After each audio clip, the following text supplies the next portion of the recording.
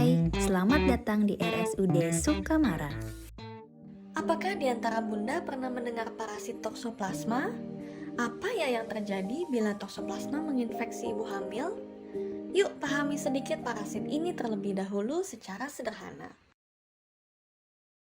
Toksoplasma atau nama lengkapnya Toxoplasma gondii adalah organisme kecil yang menyebabkan penyakit infeksi bernama toksoplasmosis. Toksoplasma ini adalah parasit yang dapat disebarkan dari hewan ke manusia. Toksoplasma juga dapat diinfeksikan antar manusia. Tapi, kasus ini biasanya hanya ditemukan pada ibu hamil kepada janin, transfusi darah, dan transplantasi organ tubuh.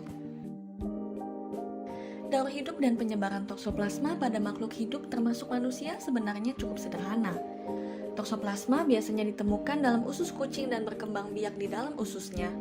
Kemudian tokso akan dikeluarkan bersama dengan tinja kucing di tanah dan rerumputan.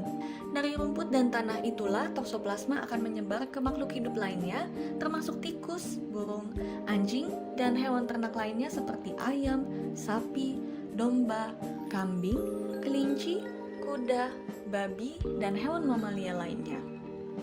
Penyebaran ini tidak serta-merta karena kita memegang kucingku, Bunda, tapi melalui apa yang kita masukkan ke dalam tubuh. Oleh karena itu, bila seseorang mengonsumsi daging dan sayuran yang belum matang atau bersih, kemungkinan besar toksoplasma akan masuk ke dalam tubuh. Dalam kasus pada ibu hamil, toksoplasma kemudian akan masuk ke dalam tubuh dan melalui plasenta sehingga dapat menginfeksi sang janin. Toksoplasma perlu diperhatikan bila menginfeksi ibu hamil pada trimester pertama atau 13 minggu pertama di awal masa kehamilan. Dengan kondisi ini, resiko besar seperti keguguran bagi bayi dapat terjadi.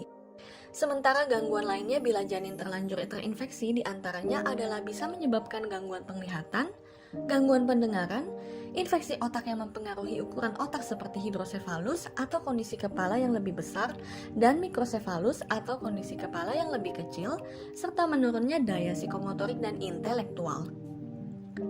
Sementara bila terinfeksi di trimester akhir, janin biasanya akan lahir tanpa gejala, namun akan mulai terlihat beberapa gangguan beberapa hari setelah kelahiran. Namun Bunda tidak perlu khawatir mengenai parasit ini. Ada beberapa pencegahan yang bisa Bunda lakukan dalam upaya menjaga diri dan sang buah hati. Yang pertama, menggunakan sarung tangan saat berkebun, terutama ketika harus memegang tanah. Hal ini dikarenakan tanah, tumbuhan, dan rerumputan berpotensi terpapar benih toksoplasma yang berasal dari kotoran kucing. Lalu, sebaiknya menghindari mengkonsumsi daging mentah atau daging yang belum seutuhnya matang. Sehingga dalam mengonsumsi, daging harus matang secara keseluruhan untuk mematikan organisme yang masih hidup pada daging tersebut. Jangan lupa juga untuk mencuci dengan bersih sayuran dan buah-buahan sebelum dikonsumsi, terutama bila akan dikonsumsi secara mentah karena memiliki potensi terpaparnya toksoplasma. Selain itu, setelah memasak makanan dengan menggunakan daging mentah, cuci seluruh perabotan masak hingga bersih. Bunda juga perlu mencuci tangan baik sebelum dan sesudah mengonsumsi makanan untuk menjaga kehigienisan.